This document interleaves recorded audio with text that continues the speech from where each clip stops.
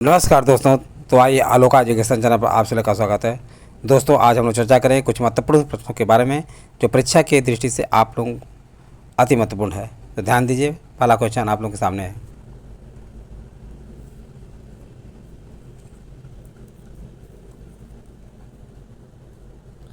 पृथ्वी की सतह का वह भाग जो पानी से ढका है लगभग कितना है? तो 2/3 है। पृथ्वी की सतह का वह भाग जो पानी से ढका है 2/3 है। पृथ्वी की सतह के कुल क्षेत्रफल के लगभग 30% भाग वर्ग पर स्थल क्षेत्र है और लगभग 70% भाग, कितने प्रतिशत?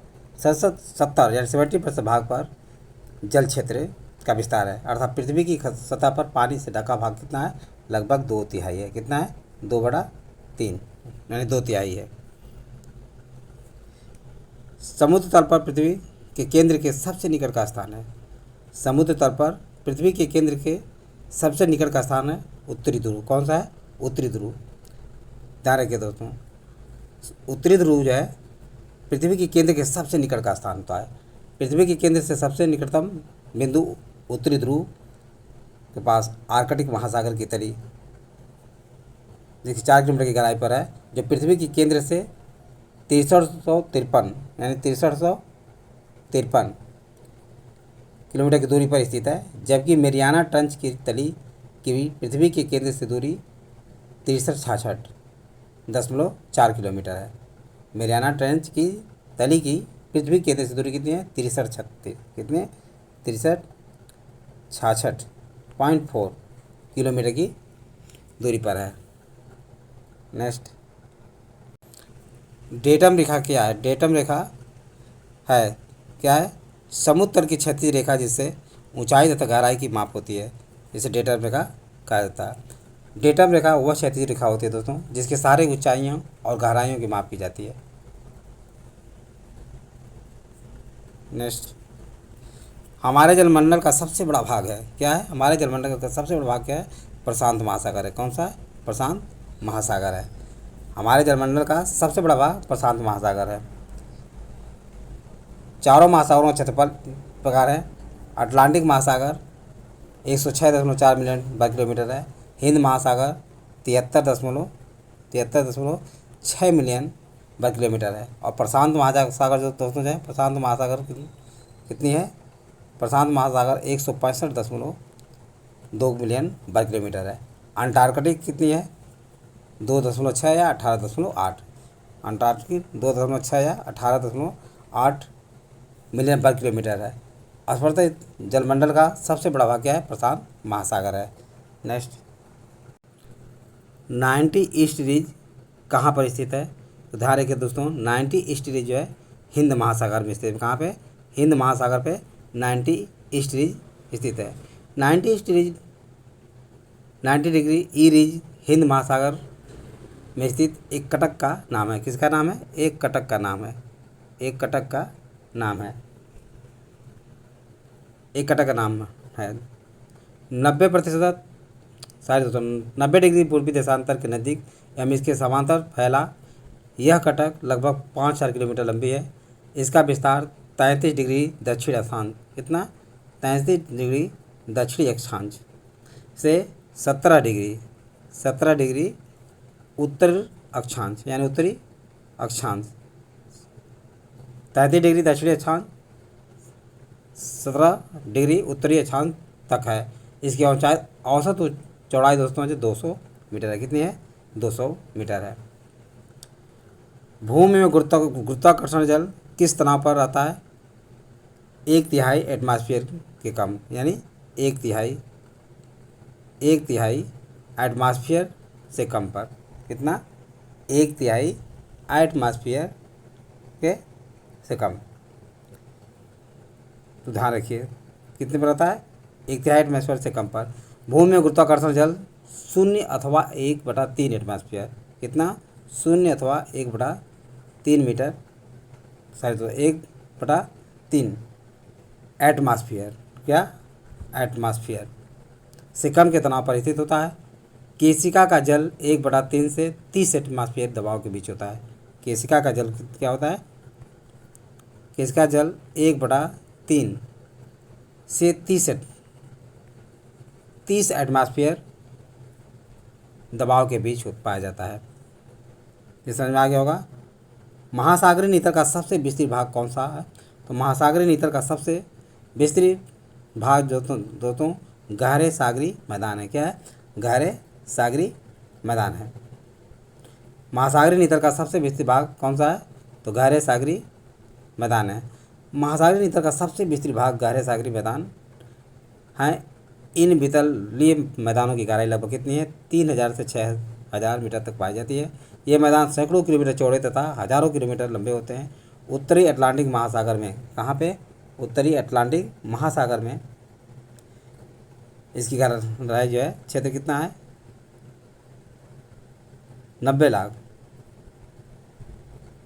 वर्ग किलोमीटर से क्षेत्र है। गहरे सागरी मैदान कुल सागरी क्षेत्र के 76% से अधिक भाग फैले हुए। कितने?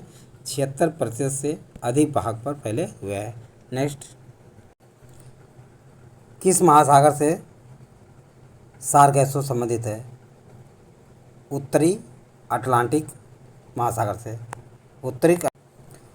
उत्तरी अटलांटिक महासागर से। निम्न में उत्तरी अटलांटिक महासागर से यानी सारगैसो किससे संबंधित है? उत्तरी अटलांटिक महासागर से। सारगैसो सागर उत्तरी अटलांटिक महासागर में स्थित एक क्षेत्र है।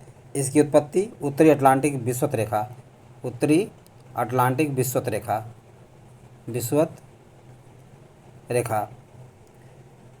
विषुवतरेखी धारा के भंवर से होती है। किससे? विषुवतरेखी धारा के भंवर से होती है। इस क्षेत्र में सारगैसम नाम की वनस्पति बहुतायत में पाई जाती है।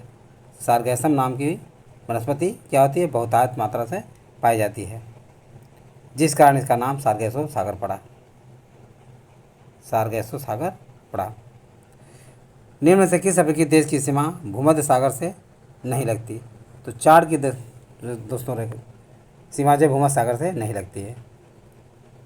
अल्जीरिया, मोरक्को, ट्यूनीशिया, लीबिया एवं मिस्र जैसे अफ्रीकी देशों की सीमा भूमध्य सागर से मिलती है। चार की सीमा भूमध्य सागर से नहीं मिलती।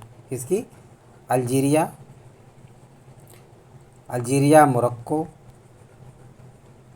ट्यूनीशिया, लीबिया एवं मिस्र की जैसे देशों की सीमा भूमध्य सागर से मिलती है, लेकिन चार की सीमा भूमध्य सागर से नहीं मिलती।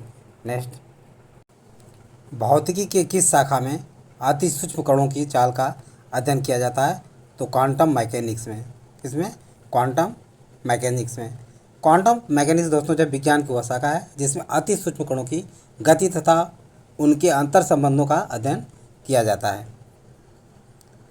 विज्ञान का क्षेत्र जो मानव एवं यंत्र के मध्य स्वचालन एवं संचार का अध्ययन करता है तो साइबरनेटिक्स है। क्या है? साइबरनेटिक्स है। साइबरनेटिक्स विज्ञान की आधुनिकतम शाखाओं में से एक है। इसके अंतर्गत विभिन्न तंत्रों में हो रही प्रक्रियाओं की नियंत्रण क्रियाविधि का अध्ययन किया जाता है। इसकी सर्वप्रथम परिकल्पना नॉर्बर्ट वीनर ने किया था। किसने? नॉर्बर्ट वीनर ने किया था। इसे नियंत्रण का विज्ञान भी कहते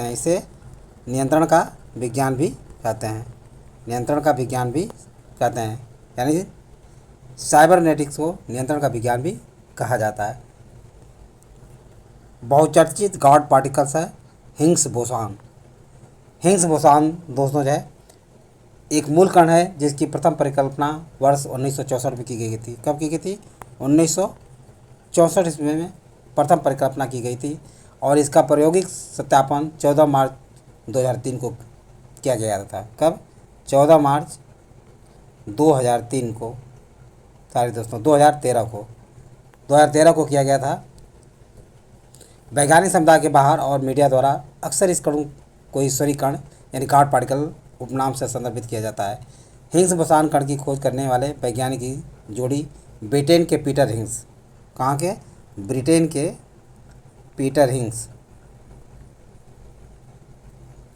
पीटर हिग्स और बेल्जियम के फ्रांसवा एंजलबर्ट्स को वर्ष 2013 के भौतिकी विज्ञान के क्षेत्र का नोबेल पुरस्कार प्रदान किया गया था? समय मापक विज्ञान है क्या है? हायरोलॉजी। समय मापक विज्ञान क्या है? हायरोलॉजी है, यानी हायरोलॉजी के अंतर्गत समय मापन का अध्ययन किया जाता है। घर्षण में स्नेहक का अध्ययन है क्या है? ये ट्राइबोलॉजी है। क्या है? ट्राइबोलॉजी है। घर्षण में स्नेह का अध्ययन है ट्राइबोलॉजी। क्या है? ट्राइबोलॉजी। घर्षण एवं स्नेह संबंधित सिद्धांतों का अध्ययन एवं उनका उपयोग ट्राइबोलॉजी के अंतर्गत किया जाता है। विज्ञान के किस क्षेत्र में व्हाइट ड्वार्फ के बारे में सीखेंगे? तो खगोल शास्त्र के क्षेत्र में। व्हाइट ड्वार्फ खगोल शास्त्र से संबंधित है। व्हाइट ड्वार्फ यानी सफ़ेद भवनों तारों को डीजेनरेट स्टार या छह तारा के नाम से भी जाना जाता है। छह तारा के नाम से भी जाना जाता है। नेक्स्ट, मराठी पाक्षिक बहिष्कृत भारत किसने आरंभ किया था? तो BR अम्बेडकर ने मराठी पाक्षिक बहिष्कृत भारत का आरंभ किया था। जुलाई 1924 इसमें भीमराव अम्बेडकर ने बम्बई में, कहाँ पे? बम्बई में दोस्तों जो है एक संस्था बहिष्कृत हितकारिणी सभा बनाई, जिसका उद्देश्य अस्पृश्य लोगों की नैतिक तथा भौतिक उन्नति करना था। उन्होंने ही मराठी पाक्षिक बहिष्कृत भारत का आरंभ किया। कानपुर से प्रकाशित शायद दोस्तों वर्ष 1920 में लाहौर से लाला लाजपत राय द्वारा उर्दू का कौन सा समाचार पत्र प्रारंभ किया गया था? तो वंदे मातरम। कौन सा? वंदे मातरम प्रारंभ किया था। लाला लाजपत राय ने लाहौर से, कहाँ से? लाहौर से उर्दू दैनिक वंदे मातरम और एक अंग्रेजी साप्ताहिक दी पीपल, एक अंग्रेजी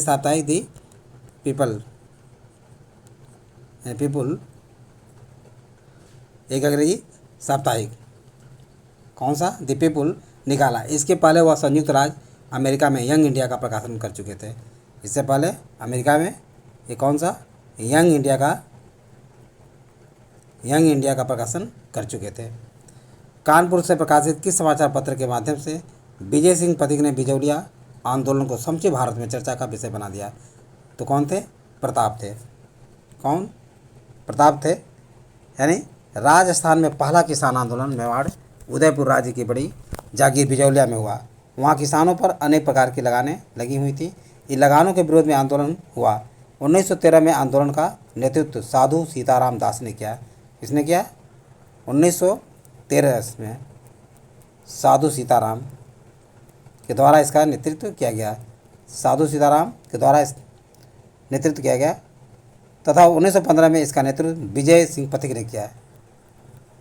विजय सिंह पथिक ने कब किया? 1915 ईस्वी में किया। विजय सिंह पथिक ने गणेश शंकर विद्यार्थी के प्रताप के माध्यम से बिजौलिया के किसान आंदोलन को अखिल भारतीय स्तर पर प्रचारित किया। किसे भारतीय जागृति का जनक कहा जाता है?